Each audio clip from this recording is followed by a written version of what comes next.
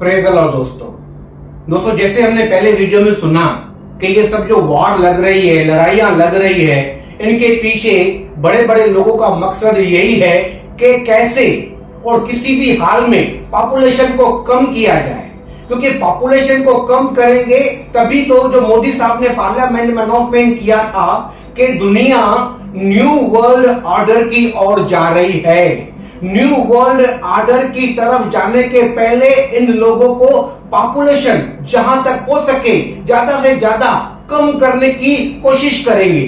मैं आपको एक प्रूफ देता हूं। 2020 में कोविड-19 आया था, हम सब जानते हैं, जनवरी का महीना। और इस कोविड-19 में न जाने कितने लोगों की, अनगिनत लोगों की जान चली गई।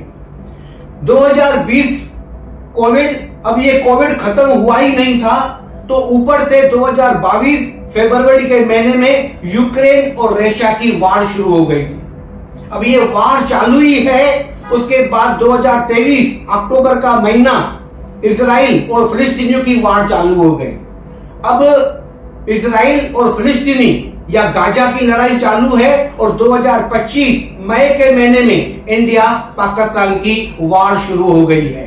दोस्तों, पहले हम वार के बारे में बहुत कम सुना करते थे, वार की चर्चा बहुत कम सुनाई देती थी, लेकिन आज के तारीख में वार इतना जोर पकड़ लिया है। 2020 से लेकर 2025 मई के महीने तक कितने लोगों की जाने गई होगी, आप अंदाजा लगाओ, आप कल्पना करो। कोविड-19 2020, 2022 यूक्रेन रशिया की वार, 2023 इजराइल फिलिस्तीनियों की वार, 2025 इंडिया पाकिस्तान की वार। इन तमाम बातों में कितने लोगों की जान गई होगी। और अब तो न्यूज पर यह दिखाया जा रहा है कि इजराइल का पूरा प्लान है, हम गाजा को पूरी तरह से अपने कब्जे में ले लें, और वो काम चालू है। गाजा के लोगों को मारा जा रहा है, वहां भी पॉपुलेशन कम होती जा रही है। तो इन तमाम लोगों के प्लान के हिसाब से कितने लोगों की जान गई है 2020 से लेकर 2025 मई के महीने तक, और न जाने आगे और क्या क्या होने वाला है। क्योंकि बाइबल में हमने कल सुना था कि मत्ती 7 के 24 के 7 वचन में लिखा है कि ये पीड़ाओं का आरंभ होगा, अंत न होगा लेकिन पीड़ाओं का आरंभ होगा। ये पीड़ाओं का आरंभ 2020 से शुरू हो चुका है। और देखा जाए तो दुनिया जानती है, लोगों का कहना है चाइना के पास और भी अनगिनत महामारी के वायरस, अलग अलग बीमारियों के वायरस अब तक मौजूद हैं, उनके पास पड़े हैं। न जाने कब, न जाने कैसे फिर कभी वो किसी रोग का, बीमारी का वायरस निकालेगा और फिर उसमें भी अनगिनत लोगों की जान जा सकती है। तो 2020 से लेकर 2025 तक इतना शॉर्ट पीरियड में इतनी महामारियां, इतनी लड़ाइयां शुरू हो चुकी है।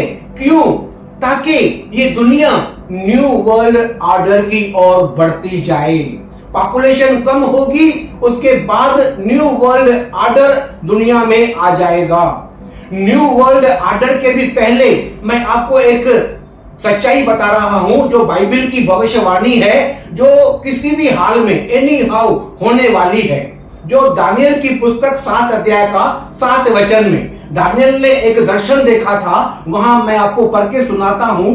वहां लिखा है, फिर उसके बाद मैंने स्वप्न में दृष्टि की और देखा कि एक चौथा जंतु है जो भयंकर और डरावना और बहुत सामर्थी है।